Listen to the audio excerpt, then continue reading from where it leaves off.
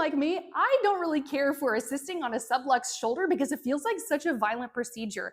Up to this point in my career, anytime I've assisted on reducing a dislocated shoulder, and it's important to know, we always have to get an x-ray on a patient before we do this, because if they have a fracture anywhere on the humerus, we can't go yank it around on the arm to try to reduce the shoulder.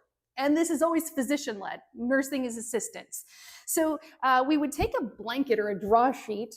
He wouldn't be able to do that with a subluxed shoulder, but we would string it under the patient, and I, as the nurse, would pull from the contralateral side to provide some resistance, and then the physician would be over here on the affected side, pulling and try to reduce that subluxation.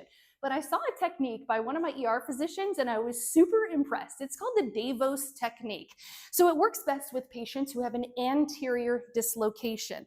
And I always know immediately when a patient has a sublux of the shoulder, you can just very lightly run your hands over and you can feel it, right? There's going to be like a 2-finger width gap here between that shoulder and where you feel the humeral head. And you immediately know, oh golly. And so that's exactly what happened. I took the patient's hoodie off. He was in so much pain. And I felt it and I said, ooh, buddy, okay, hang on. I went and got the physician. I got an order for pain medication through an IV and gave him something because he had big, beefy shoulders here like Mr. Nurse Gwenning. Anyway, I didn't do that to the patient, just to Mr. Nurse Gwenning. And so I knew it was going to take a lot of analgesic and maybe even a little sedation to be able to get this to reduce.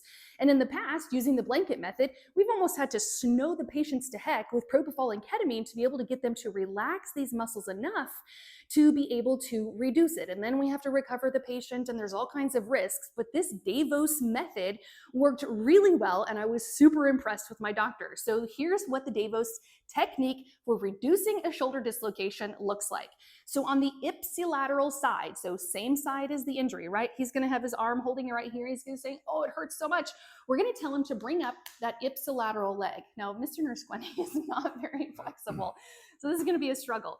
Now we tell them to interlock their fingers, right? And then you take some Coban, right? All I have is this narrow Coban. That's all I had in my backpack left over from work. But you want to use a wide Coban, not a little narrow one. But we're going to take it and we're going to secure the patient's wrists together. And then we have the patient tip their head back a little bit.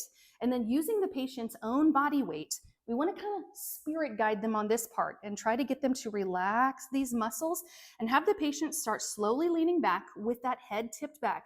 And they lean back, lean back, lean back. And it was about this point in leaning back that the entire room, I think the whole county heard that shoulder reduce, ka-chunk, and it goes back into place. And the patient says, oh, that feels so much better. And what's super important from the nursing perspective, sorry, we had to take a break and get that Coban off Mr. Nurse Gwenny's wrist, is make sure you've got the shoulder immobilizer close by and immediately ready to immobilize that wrist so that the patient doesn't run the risk of redislocating that dislocation immediately after we've subluxed it. We know that those tendons and ligaments are all kind of noodly and not doing what they're supposed to do because they were stretched out during that sublux. So have that immobilizer ready to put on the patient immediately after reduction.